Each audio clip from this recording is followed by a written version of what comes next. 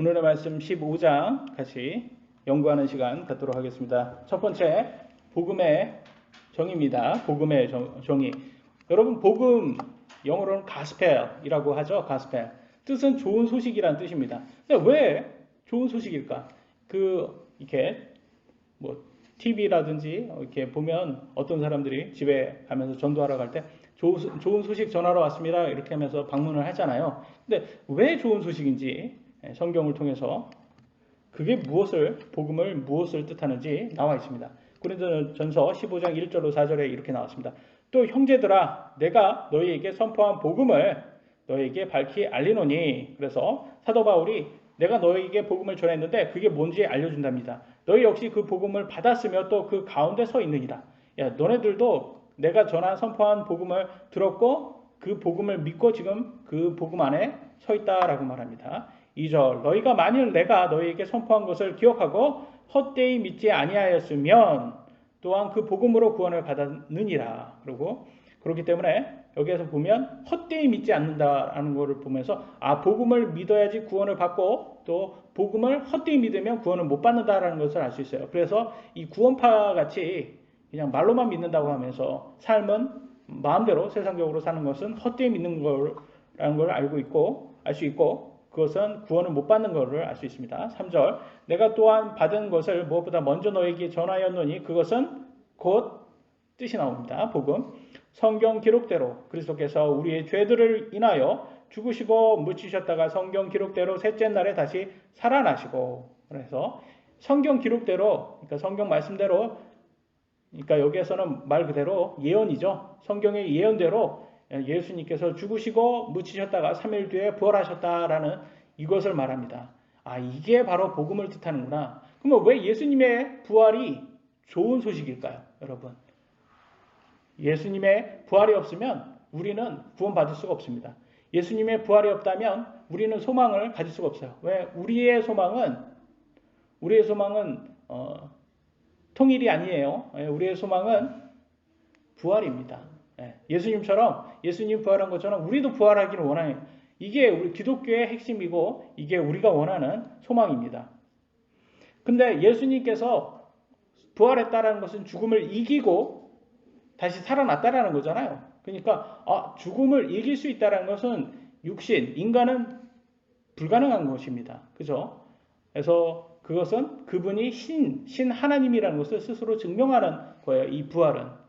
근데 이렇게 어쩌다 보면 서프라이즈라든지 이런 TV쇼 같은 데서도 나오지만 역사적으로 무슨 기적적으로 죽었던 사람이 갑자기 다시 살아나는 경우가 있어요. 그죠? 예수님도 나사로를 그렇게 하셨고. 근데 그것은 나사로도 이렇게 죽음에서 일어났지만 그것은 예수님의 부활과 달라요. 왜 다를까요? 여러분, 예수님의 부활과 나사로의 부활하고 차이점이 뭘까요?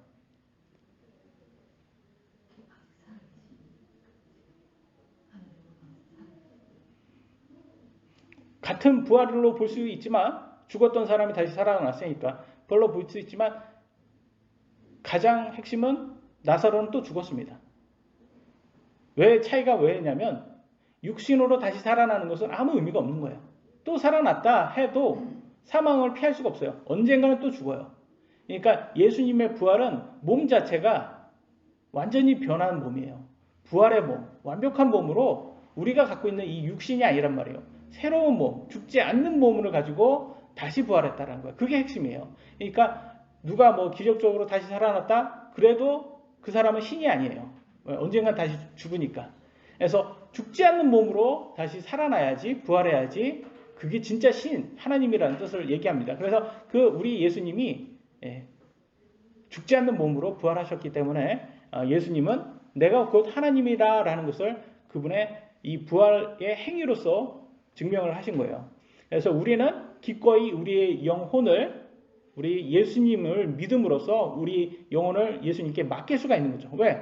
우리도 소망할 수가 있는 거예요. 예수님도 저렇게 부활하셨기 때문에 저 완벽한 몸으로 부활했기 때문에 죽지 않는 몸으로 부활했기 때문에 우리 또한 저런 몸으로 부활할 수 있다라는 소망을 가질 수가 있는 거죠.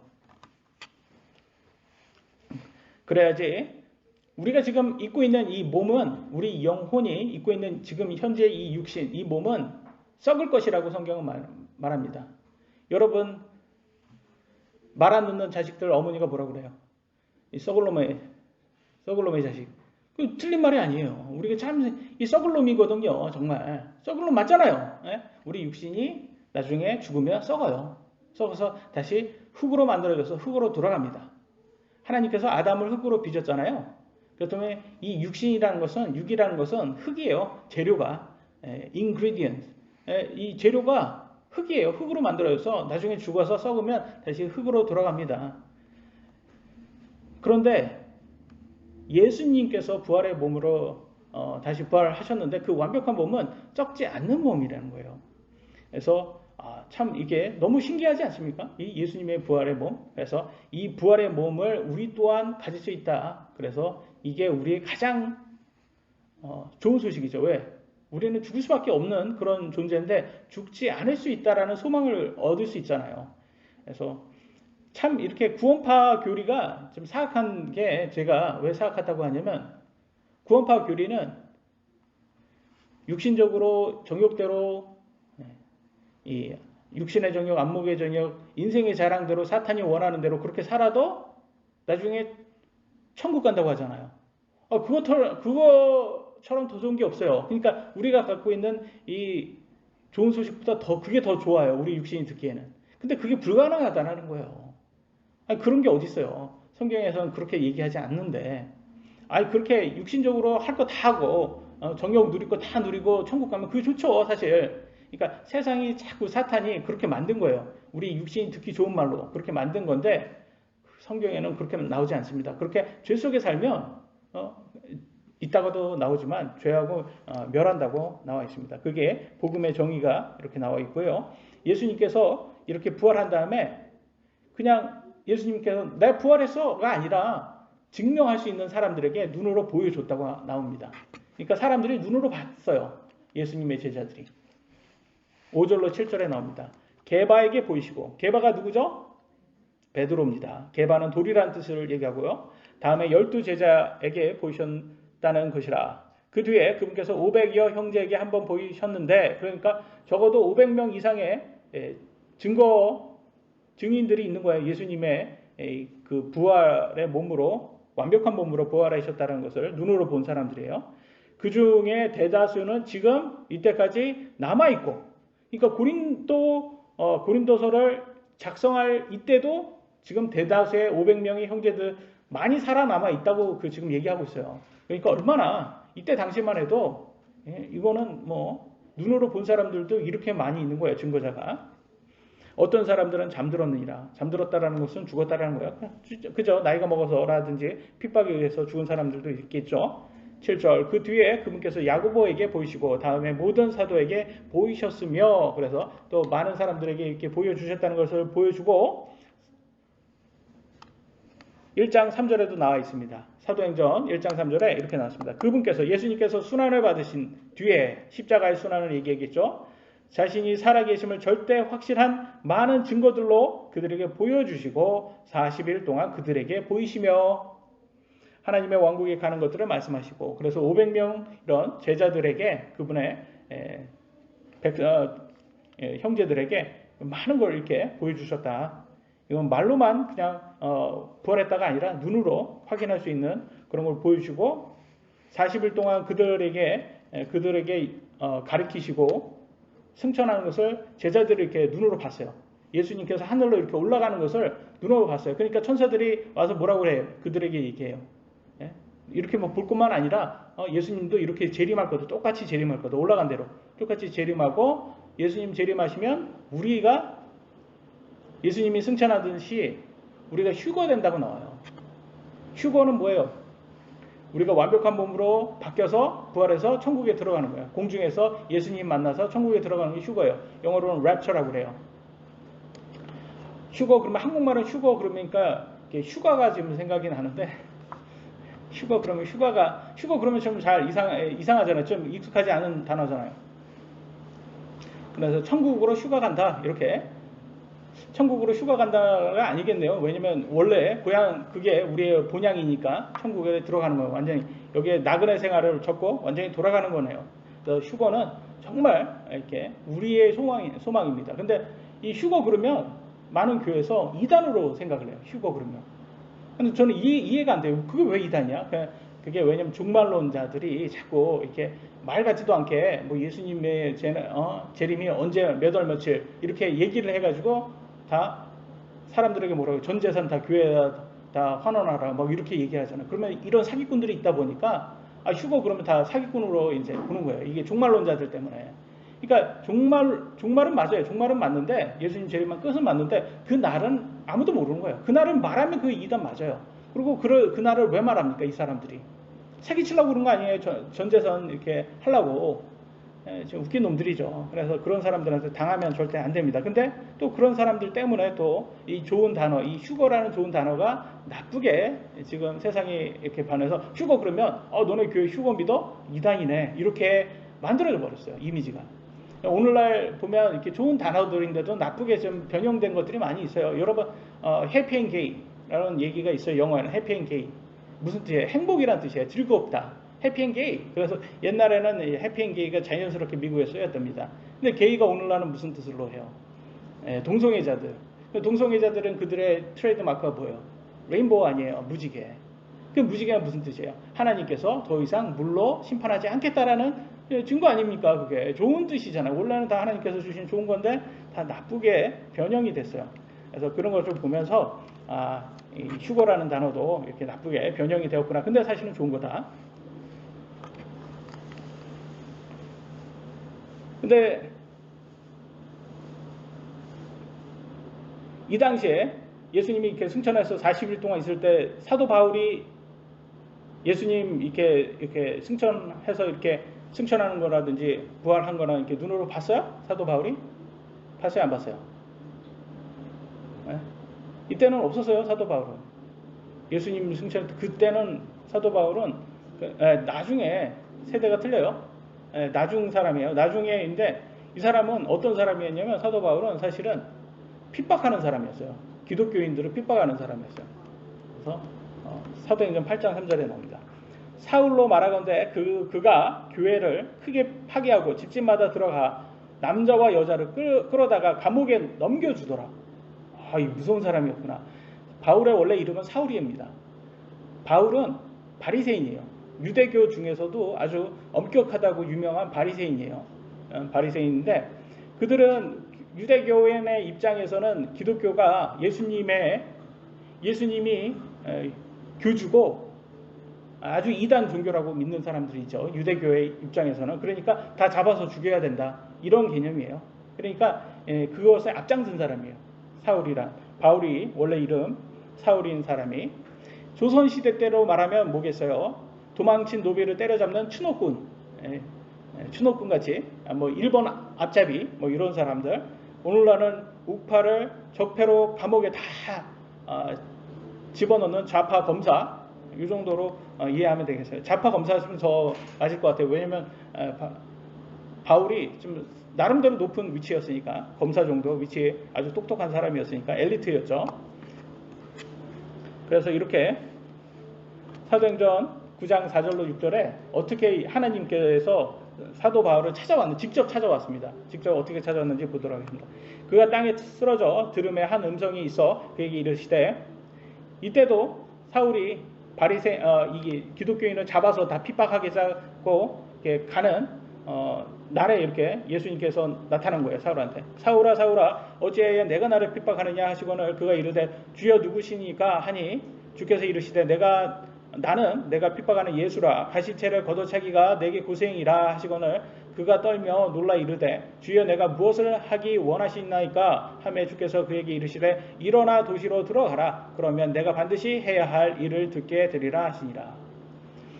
그러니까 사도 바울은 사실은 하나님을 믿는 사람이었어요. 유대교인이니까 하나님을 믿는 사람인데 그러니까 예수님은 하나님하고 전혀 관계없이 자기가 그냥 교주가 되어서 그냥 하나의 무슨 이단 종교구나 이렇게 생각했던 거예요. 그래서 열심히 예수님을 믿는 이런 기독교인들을 핍박해야지 하나님한테 더 영광 드린다고 생각을 했던 거예요. 그러다가 예수님이 직접 나타나서 사도 바울에게 내가 진짜 하나님이다라는 것을 이렇게 하나님의 아들이라는 것을 증명해 주니까 이때 정신 차리고 내가 지금까지 오히려 하나님을 반대로 저 그리스도적인 행동을 했구나. 그거를 깨닫고 여기에서 이제 다시 교육받고 이제 반대로 이제는 기독교를 위해서 자기의 인생을 쓰는 그런 사람으로 180도 완전히 변하게 되는 거예요.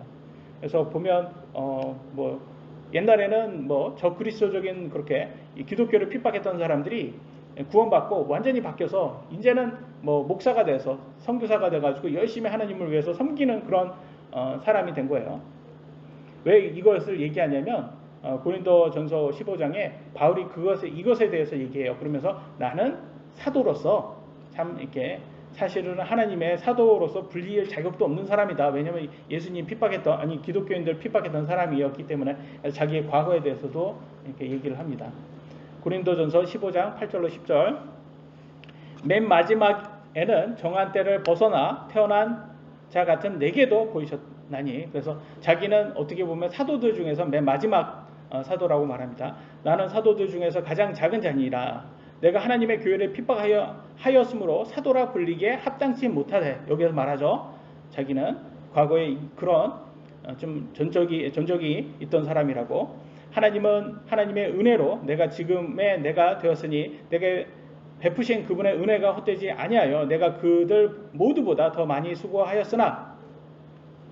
그래서 나중에 이렇게 사도가 되었는데 다른 사도들보다 사실은 고생은 제일 많이 했어요. 고생은 많은 업적도 했고 사도들보다 다른 사람보다 더 많이 했다고 해요. 자기가 수고도 많이 했다고 하는데, 근데 그거를 자기 스스로를 높이는데 영광에 쓰지 않아요. 보세요. 내가 아니요 오직 나와 함께 하신 하나님의 은혜로다. 이렇게 얘기하죠.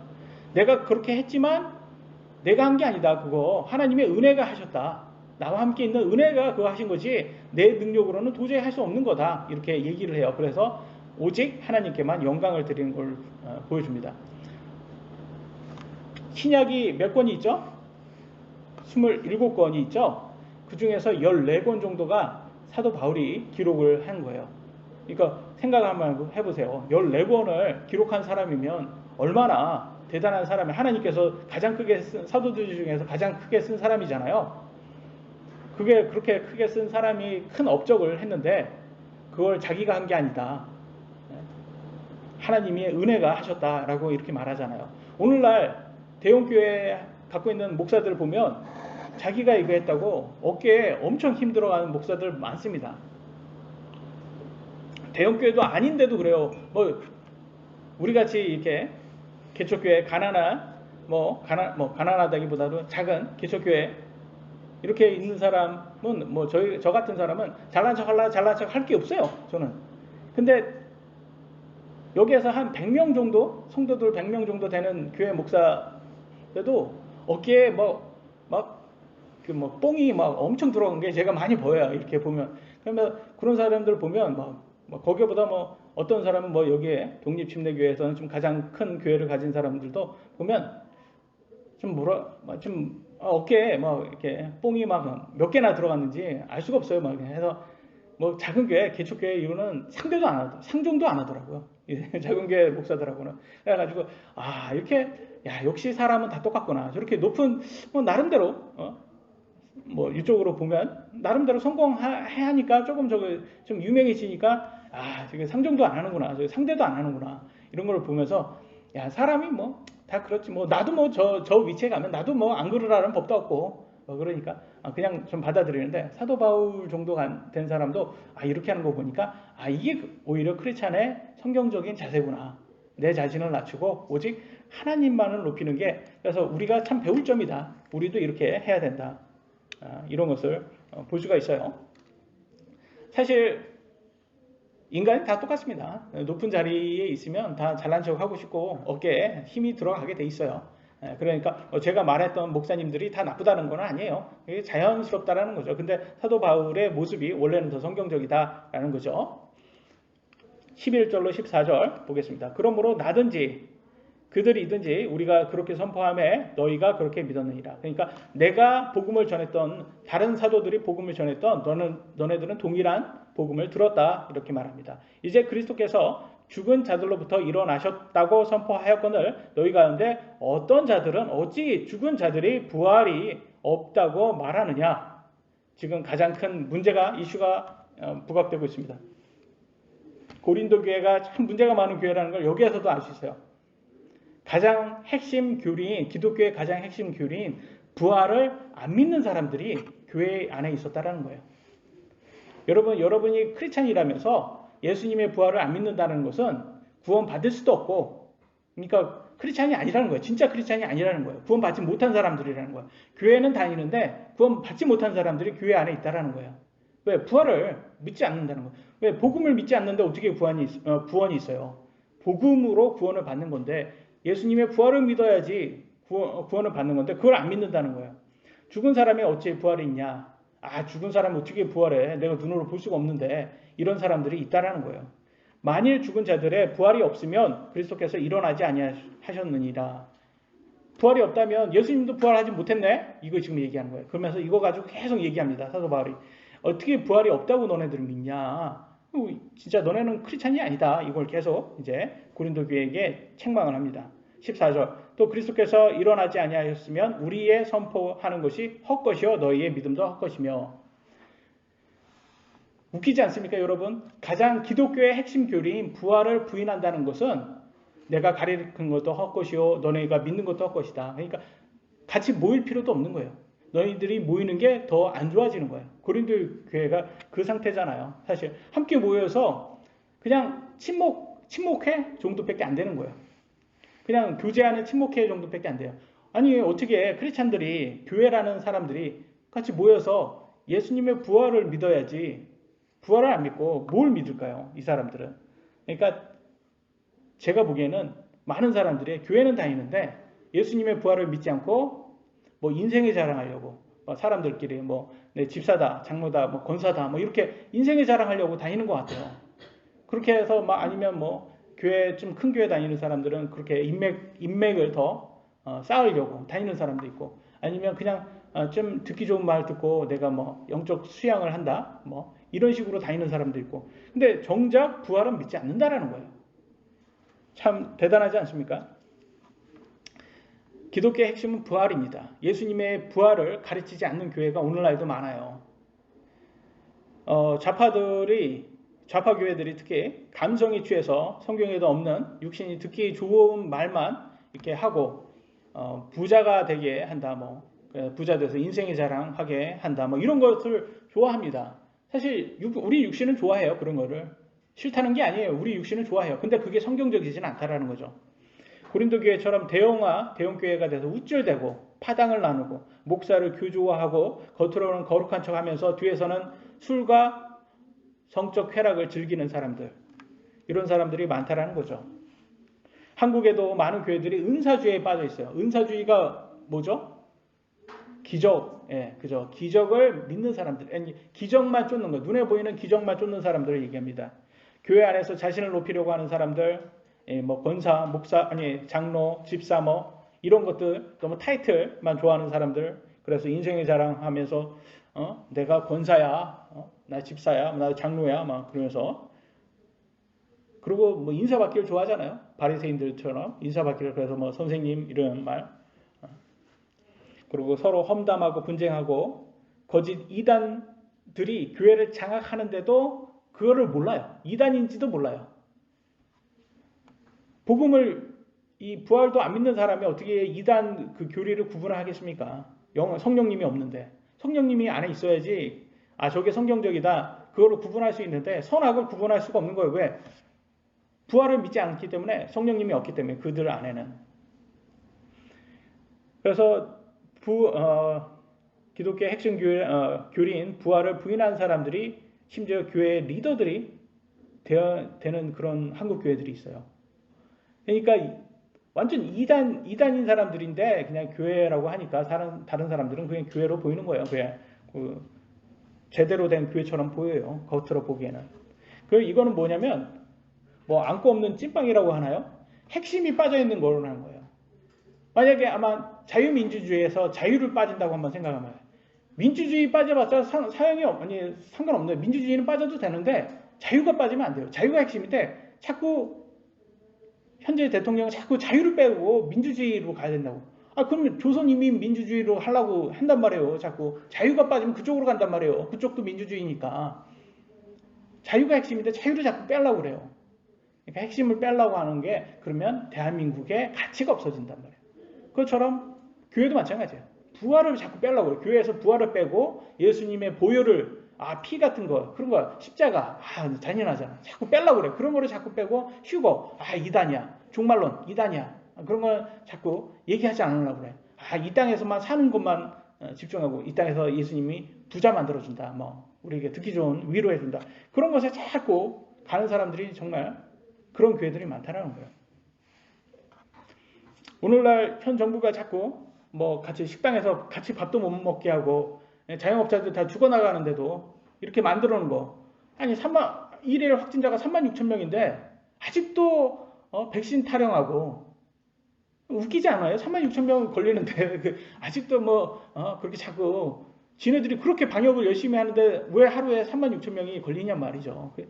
아무 소용이 없다. 자기네 실패를 인정해야 되는데 그거 인정하지 않고 자꾸 독재를 한단 말이에요. 옛날 군 정권을 독재라고 그렇게 비판하더니 그보다 더 독재를 하는 것 같아요. 자, 하여튼 그래서 제가 보기에는 이게 이 현재 핵심이 빠지면 자유가 빠지면 대한민국의 가치가 없듯이 교회가 부활이 빠지면 교회가 가치가 없다라는 것을 볼 수가 있습니다. 15절, 18절 계속 읽어보도록 하겠습니다. 참으로 우리가 하나님께 대한 거짓 증인으로 드러나리니 부활을 믿지 않으면 다 거짓 증인자라는 거예요. 이단이라는 거예요. 이는 우리가 그분께서 그리스도를 일으키셨다고 하나님의 대증언하였기 때문이라. 만일 죽은 자들이 일어나지 아니하면 그분께서 그리스도를 일으키지 아니하셨느니라. 만약 부활이 없다면 하나님께서 예수님을 일으키지 부활시키지 못했다라는 것을 얘기하는 거잖아요. 그거는 하나님을 무능력한 분으로 만드는 거죠. 만일 죽은 자들이 일어나지 아니하면 그리스도께서 일으켜지지 아니하셨느니라. 또 그리스도께서 일으켜지지 아니하셨으면 너희 믿음이 헛되고 너희가 여전히 너희 죄들 가운데 있으며 따라서 그리스도 안에서 잠든 자들도 멸망하였느니라. 이것은 뭐를 하냐면 부활이 없다면 너네들도 헛된 거 믿는 거고 부활 없다면 이미 크리스찬 중에서 죽은 사람들도 지옥으로 갔다라는 거예요. 멸망했다라는 건 지옥 갔다라는 거예요. 아니 이것처럼 시간 낭비가 어디 있어요? 왜 교회에서 모이나요? 왜 교회에서 헌금하나요? 아무 의미 없는 거예요. 교회에서 왜 아침 일찍 이렇게 힘들게 모여가지고 이렇게 하냔 말이죠. 쓸데없는 거 한 거예요. 부활을 믿지 않는다라는 것은. 그래서 너네들 지금 하는 거 신앙생활 그거 다 쓸데없는 거야. 부활을 믿지 않는다면 그걸 지금 얘기하는 거예요. 부활이 없다면 너네 죽은 사람들도 다 지옥 간 거라는 거를 얘기하는 거죠. 그러니까 부활이 핵심인데 그걸 믿지 않는다는 거죠. 얼마나 어처구니 없습니까? 19절 말합니다. 만일 우리가 이 세상 삶을 사는 동안에만 그리스도 안에서 소망을 갖는다면 모든 사람들 중에 우리가 가장 비참한 자니라. 얘기하고 있어요. 왜 이런 얘기를 하냐면 기독교의 핵심은 이 땅의 삶이 아니고 사후세계예요. 왜냐하면 사후세계가 영원한 세상, 천국이라는 것을 하나님께서 보장해 준다. 구원받았다는 것은 지옥이 아니라 천국이라는 것을 보장해 주시는 그런 아주 좋은 소식이잖아요. 그런데 이 땅에서 사는 것에만 소망이 있다면 기독교라는 것은 아주 헛된 종교라는 거죠. 오늘날 세상은 사후세계를 믿지 않습니다. 이 땅의 눈으로 보는 이 사람들은 유물론자들이죠. 눈으로 보이는 것만 믿는 사람들이란 말이죠. 그러니까 사후세계를 믿지 않다 보니까 이 사람들은 이 땅에 사는 때만 기분 좋게만 하면 그걸로 족한 거예요. 이 사람들한테는. 그래서 이 사람들은 기분 전환용으로 종교를 믿는 사람들이 많습니다. 기분 전환용. 근데 이건 굉장히 시간 낭비고 쓸데없는 거예요. 마치 술, 마약, 성적 쾌락 이런 것이 기분 전환을 해주니까 좋다고 하잖아요. 이런 것처럼 세상의 종교나 철학도 잠시 기분 전환용으로 듣기 좋은 말만 해주면 좌파의 거짓말도 더 괜찮다고 받아들이는 사람들이란 말이죠. 이런 사람들에게는 이 땅에 사는 동안에만 그냥 예수님 믿고 부자 된다. 그러면 그 정도만 해도 족하다는 거예요. 근데 그러면 비참한 거라는 거예요. 정말 비참하다는 거예요. 예수님, 기독교라는 것은 사후 세계를 보장해 준다는 거예요. 사후 세계의 영원의 생명, 사후세계가 우리가 죽고 난 후에 영원한 세상이 있다라는 것을 알려주는 신비로운 그런 말씀인데 그게 거짓말이다? 그러면 왜 믿나요? 기독교. 차라리 무신론자들이 오히려 더 나은 거죠. 그렇게 믿을 거라면 차라리 무신론하고 왜 기독교인을 하고 교회에 나오고 신앙생활을 하나요? 쓸데없는 거 한다는 거죠. 그래서 두 번째는 기독교의 핵심 교리는 부활이다. 그 중요성을 계속 강조하고 있습니다. 20절로 23절에 보도록 하겠습니다. 그러나 이제 그리스도께서 죽은 자들로부터 일어나사 잠든 자들의 첫 열매가 되셨도다. 사도 바울이 뭐라고 합니까? 예수님께서 부활하셨다. 너네들 그 거짓말 믿지 말아라. 부활이 없다라는 거짓말 믿지 말아라. 예수님께서 분명히 부활하셨다. 부활한 분 중에서 첫 번째로 부활하셨다. 첫 열매라는 것은 그분이 처음으로 부활하신 분이다. 그리고 우리가 그분을 믿는 우리들이 다음 이렇게 순서대로 이제 부활할 거다. 이걸 얘기합니다. 사망이 사람을 통해 임한 것 같이 죽은 자들의 부활도 사람을 통해서 임하였나니. 이 사망, 이것도 아담을 통해서 이 세상에 들어왔잖아요. 아담의 원죄로 통해서. 그처럼 부활도 예수님을 통해서 우리에게 임한다는 거예요. 아담 안에서 모든 사람이 죽은 것 같이 그리스도 안에서 모든 사람이 살게 되리라. 그래서 아담과 예수님을 비교하면서 보여줍니다. 아담으로 우리가 죽게 됐잖아. 그러니까 예수님 통해서 우리가 살 수 있게 됐어. 23절 그러나 각 사람이 자기 차례대로 되리니 먼저 첫 열매인 그리스도요 그 다음은 그리스도께서 오실 때 그분께 속한 사람들이라. 그렇잖아요. 그렇게 나옵니다. 그래서 첫 번째 부활하신 분은 누구죠? 예수님. 그 다음에 부활할 사람들은 누구죠? 순서대로. 그러니까 죽은 사람이 먼저 부활합니까? 우리들이 예수님 지금 재림하면 죽은 크리스찬이 부활해요? 먼저 부활해요? 저희가 먼저 부활해요? 그죠? 죽은 크리스찬 순서대로 되잖아요. 그래서 그것도 나중에 나와요. 먼저 순서대로 된다. 그래서 첫 번째 열매 예수님, 그 다음 죽은 크리스찬, 그 다음에 우리들, 살아있는 우리들. 그래서 만약에 우리가 죽고 나서 예수님이 나중에 부활하면 똑같이 되겠죠. 순서대로 된다고 했으니까.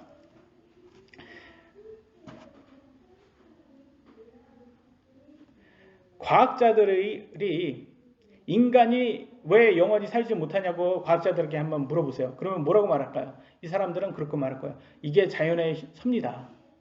자연의 섭리다. 이렇게 말할 거예요. 이 자연의 섭리라는 것은 즉 자연을 신으로 믿는다라는 뜻을 또 돼요. 왜냐하면 이 진화론을 믿는 과학자들은 사실은 뭐와 같냐면 곰이 마늘을 먹어서 사람이 된 거하고 똑같은 거예요. 여러분도 배우셨죠? 곰이 마늘을 많이 먹어서 사람이 됐고, 그래서 그 사람은 아주 마늘 냄새가 많이 나서 한국 사람이라는 것을 확실히 보여주고 있습니다. 여러분 이런 곰이 마늘 먹어서 사람 됐다라는 걸 과학 시간에 배운다면 여러분 느낌이 어떨까요? 아, 저 선생님이 아주 웃기려고 그러는구나. 그잖아요. 그런 생각이 들지 않습니까? 근데 진화론도 똑같아요. 진화론도 바위가 무생물이잖아요. 바위. 무생물에서 갑자기 미생물이 생겼대요. 근데 그 미생물에서 거기에서 사람이 나왔다는 거예요.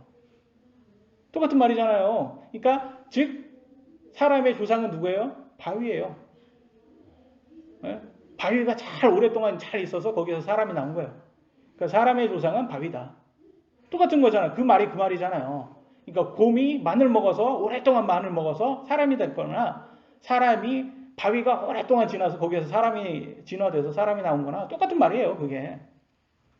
근데 이거를 자꾸 학교에서 가르치고 과학이라고 가르치니까 세뇌를 시켜가지고 이 공교육이 우리들을 다 세뇌시켜서 우리를 다 무신론자로 만드는 거예요.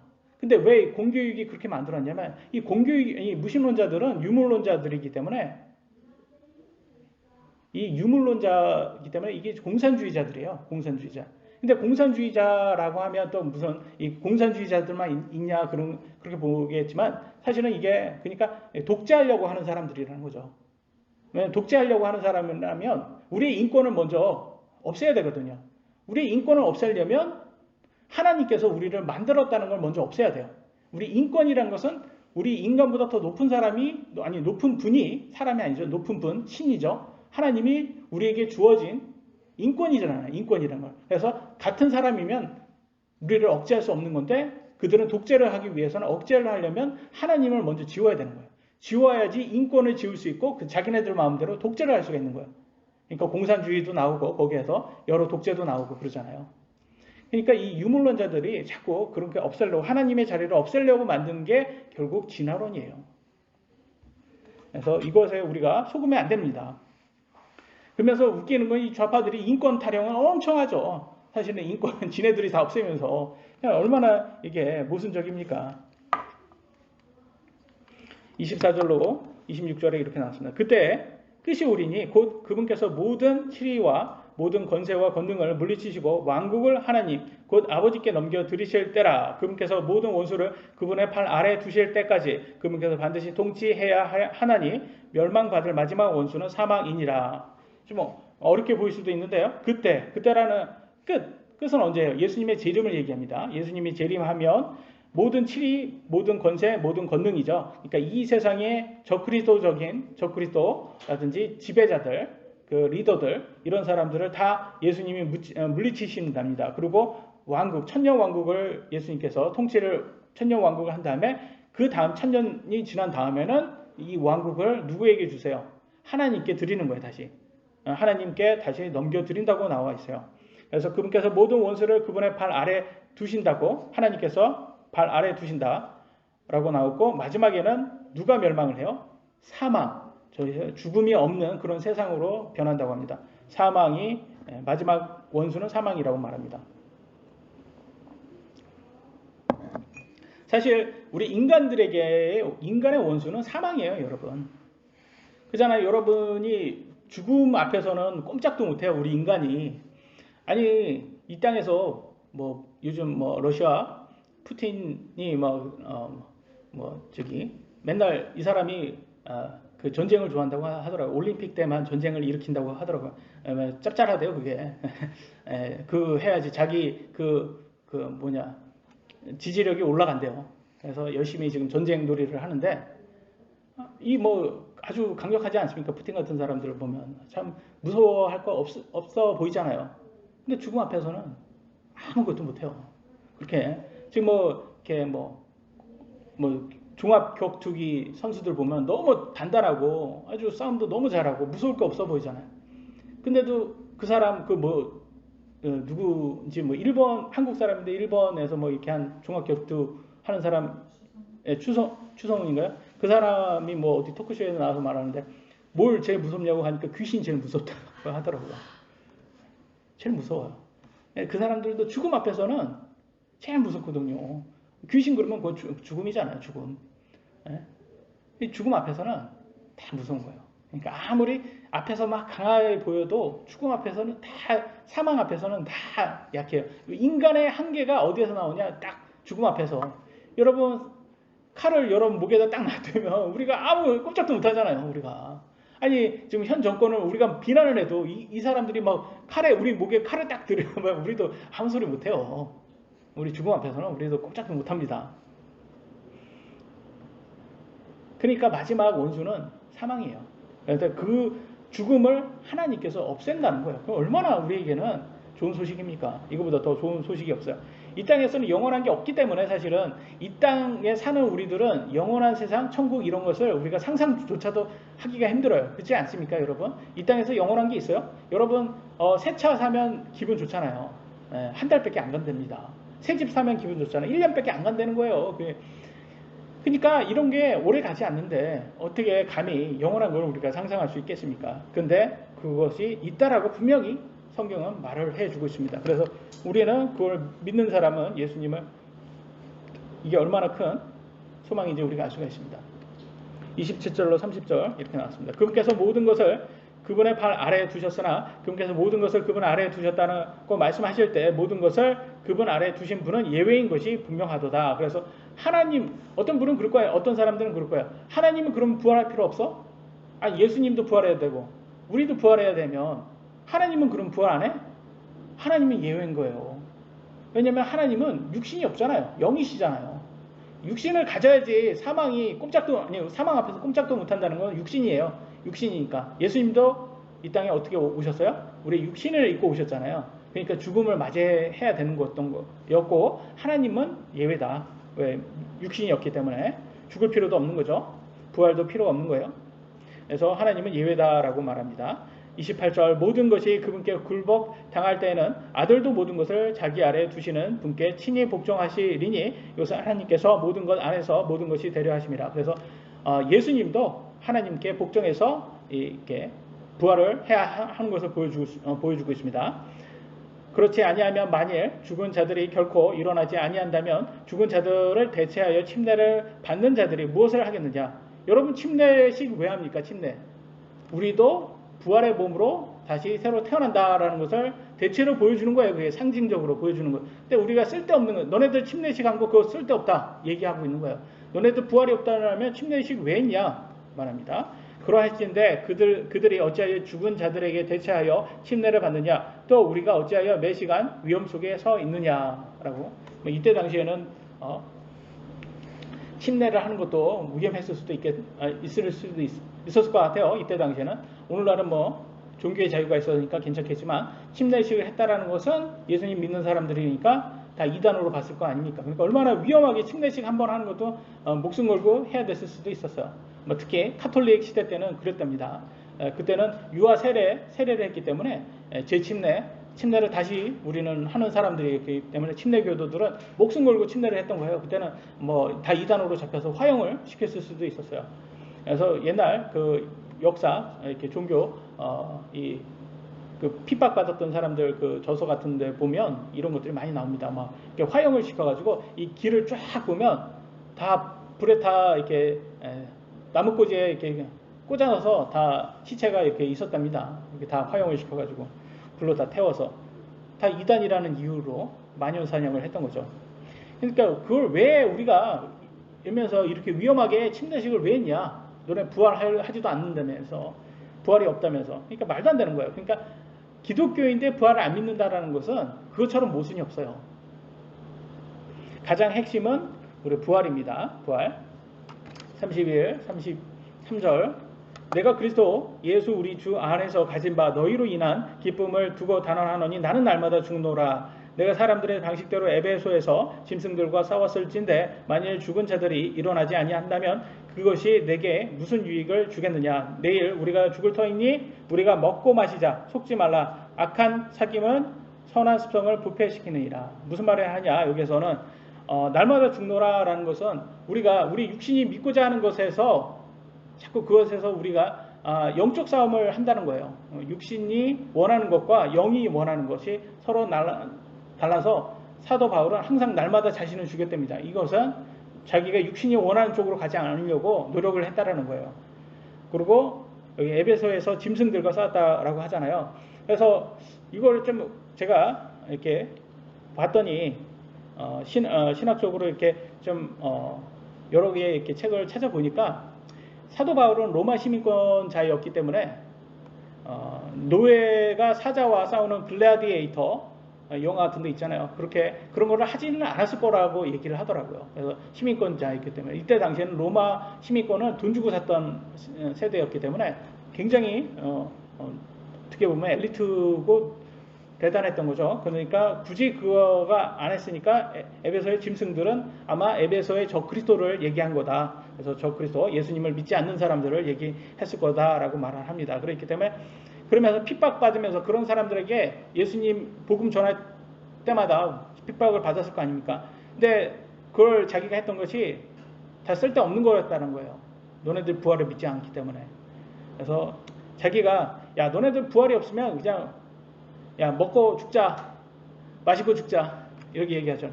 술 마시면서 한국 사람들 항상 그러잖아요. 야 오늘 먹고 죽자 많이 하잖아. 여기 좀 먹고 죽자 먹고 마시자 죽을 터이니 먹고 마시자 이렇게 죽을 때까지 먹고 마시자 그잖아요. 부활이 없으면 우리가 그냥 무신론자들처럼 그러니까 술 먹고 그냥 흥청망청 그렇게 사는 게 차라리 낫다라는 거예요. 기독교에서 부활을 빼면 무신론자들이 오히려 더 낫다라는 거예요.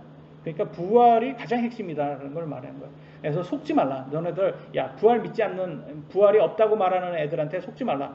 그런 사람들하고 사귀는 것은 악한 거예요. 악한 놈들이기 때문에 그런 애들하고 사귀는 것은 선한 습성을 부패하게 한다. 그래서 그런 애들하고는 사귀지도 말아라. 상종도 하지 말아라. 이렇게 부활을 믿지 않는 사람들하고는 상종도 말아라. 이렇게 얘기를 하고 있어요. 사실 그렇습니다.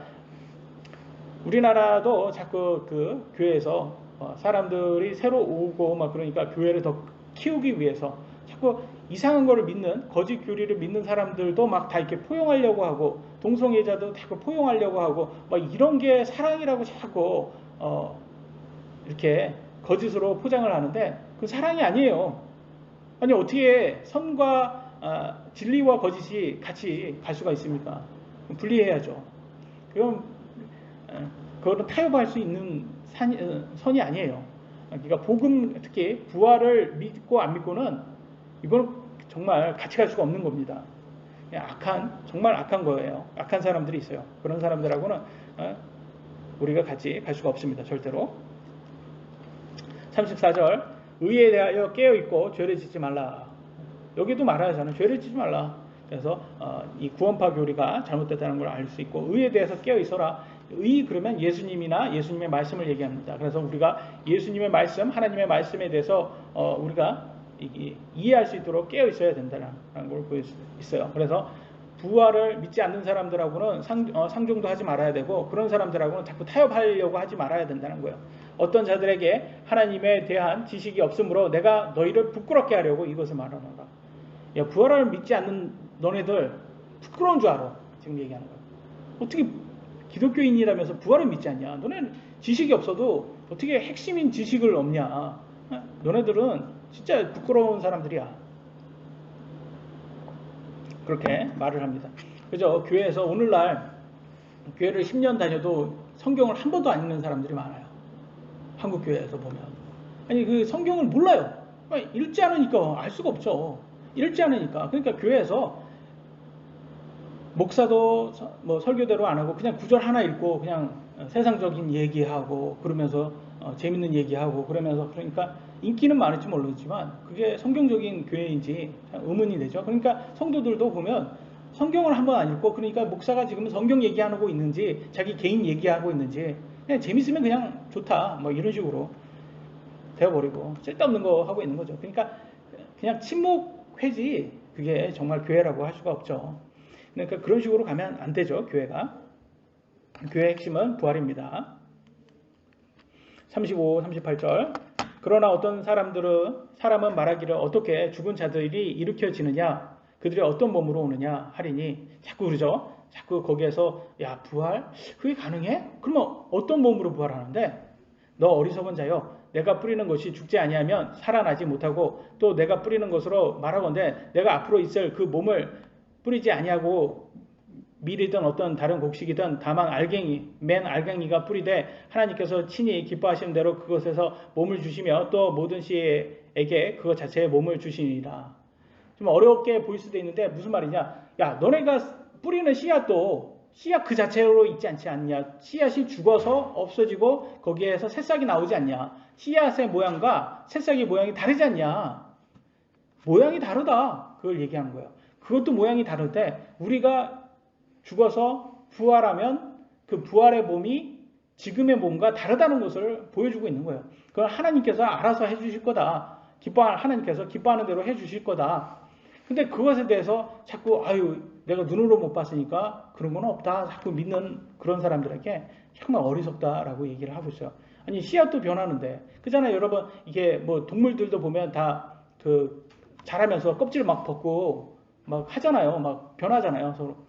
그래서 우리가 먹는 번데기도 다 거기에서 탈피하고 다 변하잖아요. 거기에서.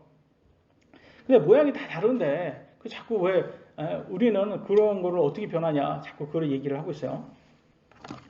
39절로 41절 모든 육체 같은 육체는 아니니 한 종류는 사람의 육체요 다른 것은 짐승의 육체요 다른 것은 물고기의 육체요 다른 것은 새의 육체라. 또한 하늘에 있는 몸들도 있고 땅에 있는 몸들도 있으나 하늘에 있는 것들의 영광이 이러하고 땅에 있는 것들의 영광이 저러하니라. 해의 영광이 이러하고 달의 영광이 저러하며 별들의 영광이 또 다르니 이 별과 저 별이 영광면에서 다르도다. 뭘 얘기해 주고 있습니까? 우리가 몸이 다르다는 거야. 하나님께서 그렇게 만드셨다는 거야. 다른 몸으로 만들었다. 하나님께서는 사람의 몸과 짐승의 몸, 어류, 조류의 몸이 다 다르다라고 이렇게 얘기를 해 주잖아요. 근데 몸과 이런 종류가 다른 것은 진화가 될 수 있어요, 없어요? 진화가 될 수 없어요, 현실적으로. 이렇게 될 수 없는데 자꾸 진화론자들은 이 종과 종 사이에 진화가 된다고 자꾸 거짓말을 하고 있어요. 근데 그러면 입증해라. 없어요. 입증 못해요. 근데도 계속 진화가 된다. 그러니까 종이 한 종류에서 이렇게 환경에 따라 변화할 수는 있어요. 뭐 이렇게 더운 지방에 사는 사람들, 추운 지방에 사는 사람 다 약간씩 변하잖아요. 그 지역에 맞춰서 변하고, 그런데 그 지역에 맞춰서 변하지만 결국 종은 변하지 않는다는 거예요. 그러니까 같은 종끼리는 이렇게 계속 진화가 될 수 있지만 종이 변할 수 없는데 그게 진화의 한계점입니다. 그러니까 진화가 얼마나 거짓말 하는 건지를 보여주고 있습니다. 그러니까 심지어 천사들, 하늘의 몸은 천사겠죠. 천사의 몸과 인간의 몸이 서로 다르다라는 것을 보여주고 있습니다. 그러니까 별도 다르고 행성도 다 다른다는 것을 알려주고 있습니다. 42절로 44절 죽은 자들의 부활도 이와 같으니라. 그것은 썩은 것 가운데 뿌려지고 썩지 않은 것 가운데 일으켜지며 수치 가운데 뿌려지고 영광 가운데 일으켜지며 연약함 가운데 뿌려지고 걷는 가운데 일으켜지며 본성에 속한 몸으로 뿌려지고 영에 속한 몸으로 일으켜지나니 본성에 속한 몸이 있고 영에 속한 몸이 있느니라. 우리가 가진 육신은요, 죄로 인해서 썩은 몸이라고도 하고요, 수치의 몸, 연약한 몸, 본성이라고 말을 합니다. 하지만 예수님을 통해서 부활로 새로 받은 몸은 죄가 없는 썩지 않는 몸, 영광의 몸, 권능의 몸, 영의 몸이라고 말합니다. 그래서 예수님을 믿으면 절대 우리가 손해볼 일이 없습니다. 우리의 혼에게 가장 유익한 게 예수님을 믿어서 부활의 몸을 받는 것입니다. 그래서 이 부활의 몸을 또 45절에는 이렇게 말합니다. 그러므로 기록된 바 첫사람 아담은 살아있는 혼이 되었더라 함과 같이 마지막 아담은 살려주는 영이 되셨느니라. 그래서 첫사람 아담은 하나님께서 숨을 불어넣어서 이렇게 혼으로 살려주었어요. 살아있는 혼이 되었어요. 근데 마지막 아담 예수님을 통해서 그분을 믿는 자들에게는 살려주는 영으로 하나님께서 주셨어요. 그래서 우리 육신은 아담에 의해서 육신이 만들어졌지만 예수님을 통해서 우리는 영이 만들어져서 우리는 살 수 있게 영원히 살 수 있는 존재가 됐습니다. 네, 우리는 다 아담의 자손이기 때문에 우리의 육신은 아담의 자손이기 때문에 아담을 통해서 우리의 육신은 만들어졌지만 우리 영원히 살 수는 없게 되었죠. 그렇지만 예수님을 통해서 우리가 영원한 생명, 영을 받게 되었습니다. 그래서 46, 47절에는 그러나 영에 속한 것이 첫째가 아니요 본성에 속한 것이 첫째며 그 뒤에 영에 속한 것이니라. 첫째 사람은 땅에서 나서 땅에 속하거니와 둘째 사람은 하늘로부터 나신 주시니라. 그래서 본성에 속한 것이 첫째이고 영에 속한 것이 그 다음이라고 순서가 나와 있어요. 그래서 창세기 나오면 창세기에 보면 가인하고 아벨이 있어요. 가인이 먼저죠. 그 다음에 사실은 근데 하나님께서 선택은 꼭 아벨을 하셨어요. 두 번째 이스마엘과 이삭. 이제 근데 하나님은 선택을 두 번째 했죠. 이삭, 에서와 야곱 선택하셨잖아요. 그러니까 하나님께서 자꾸 두 번째를 선택하는 이유가 둘째 아들을 더 좋아하셔서가 아니라 아담과 예수님을 비교해서 시청각 자료를 보여주시려고 이렇게 했던 것 같아요. 그래서 두 번째가 좋다 그 이유가 본성의 몸은 첫 번째고 영의 몸이 두 번째다. 그래서 둘째를 보여주는 거고 영에 속한 것을 그러니까 본성에 속한 것을 좋아하는 것은 겉사람이라고도 표현되고요. 영에 속한 것을 좋아하는 것은 속사람이라고도 표현됩니다. 그래서 성경에 보면 이렇게 나왔어요. 로마서 7장 22절 속사람에 따라 하나님의 법을 즐거워하나. 그래서 우리 고린도후서 4장 16절 겉사람은 썩어 없어져서 저도 속사람은 날마다 새로워지도다. 에베소 3장 16절 속사람이 능력으로 강건하게 됨을 너희에게 허락하시며. 그래서 겉사람과 속사람의 차이, 겉사람은 육신적인 것, 본능적인 것, 본성, 속사람은 영의 것, 영의 몸, 부활의 몸을 뜻하는 것을 알 수 있습니다. 48, 49절. 땅에 속한 자들은 또한 땅에 속한 그 사람과 같고 하늘에 속한 자들은 또한 하늘에 속하신 그분과 같으니 우리가 땅에 속한 그 사람의 형상을 지닌 것 같이 또한 하늘에 속하신 그분의 형상을 지니게 되리라. 그래서 이게 되리라라는 것을 보면서 미래형을 보여줄 수 있습니다. 우리가 지금 갖고 있는 이 몸은 아담의 형상을 가진 거예요. 근데 우리는 예수님을 믿으면 우리는 예수님의 부활의 몸을 갖는다는 것을 보여주고 있습니다. 마지막 시간이 많이 없네요. 너무 빨리 갔네요. 50절에 보면 세 번째는 부활의 몸과 천국에 들어간다. 부활한 몸만 천국에 들어간다. 형제들아 이제 내가 이것을 말하노니 살과 피는 하나님의 왕국을 상속받을 수 없으며 또한 썩는 것은 썩지 않는 것을 상속받지 못하느니라. 그래서 꼭 부활한 몸만 우리가 천국 들어간다는 걸 볼 수 있고요. 51절 53절 보라 내가 너희에게 한 가지 신비를 보이노니 우리가 다 잠자지 아니하고 마지막 나팔 소리가 날 때 눈 깜짝할 사이에 순식간에 다 변화되리라. 나팔 소리가 나매 죽은 자들이 썩지 아니할 것으로 일어나고 우리가 변화되리니 이 썩을 것이 반드시 썩지 아니함을 입고 이 죽을 것이 반드시 죽지 아니함을 입으리로다. 그래서 우리가 다 부활한다라고 얘기합니다. 그래서 부활할 때 그 순간 눈 깜짝할 사이에 예수님께서 재림하시면 눈 깜짝할 사이에 변한다고 말합니다. 그래서 이제 예수님께서 지금 초소를 준비한다고 그러잖아요. 근데 초소가 우리의 완벽한 몸이라는 것을 알 수가 있고요. 54절 55절에는 그리하여 이 썩을 것이 썩지 아니함을 입고 이 죽을 것이 죽지 아니함을 입을 때 기록된 바 사망이 승리 가운데 삼켜졌도다 하신 말씀이 성취되리라. 오 사망아 너희 쏘는 것이 어디 있느냐. 오 무덤아 너희 승리가 어디 있느냐. 이렇게 여러분 우리가 부활할 때 부활의 몸으로 입었을 때 이제는 우리가 조롱할 수가 있는 거예요. 야 사망아 나 죽여봐. 얼마나 통쾌하겠어요 여러분. 우리가 지금 사망 때문에 사망한테 꼼짝도 못 하잖아요. 근데 우리가 부활의 몸을 딱 입으면 사망한테 무덤한테 야 네가 나를 죽일 수 있냐 이제는 조롱할 수가 있는 거예요. 얼마나 통쾌하겠어요. 우리가 원수를 갚는 거예요.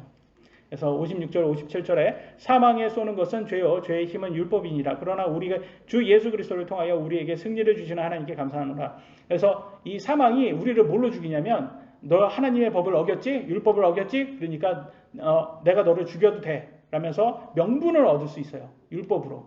근데 예수님께서 그 율법을 다 없애시고 예수님을 믿음으로써 다 가능하게끔 우리가 우리 몸으로는 율법을 다 성취할 수 없거든요. 그러니까 그것을 믿음으로 승화시켜 주셨어요. 마지막 구절입니다. 그러므로 내 사랑하는 형제들아 너희는 굳게 서서 흔들리지 말고 항상 주의 일을 넘치게 하라. 너희 수고가 주 안에서 헛되지 않은 줄 너희가 아느니라. 그래서 우리가 지금 신앙생활하고 부활을 믿고 이렇게 지금 신앙생활, 교회생활하고 이렇게 하는 것이 헛된 것이 아니라는 거예요. 왜? 우리는 그냥 이 땅에 살 때만 소망 갖는 게 아니라 그냥 세상의 종교처럼 이 땅에 살 때만 효과가 있는 게 아니에요. 효력이 있는 게 아니라는 거예요. 우리는 영원한 생명을 위해서 지금 하는 거예요. 그러니까 얼마나 이게 대단한 것을 하는 거예요. 그러니까 정말 실질적인 이 세상의 종교 중에서 우리에게 효과 있고 효력이 있는 것은 이 예수님의 복음밖에 없다는 것을 우리가 확실히 알 수 있습니다. 여기까지 하도록 하겠습니다. 기도하시겠습니다.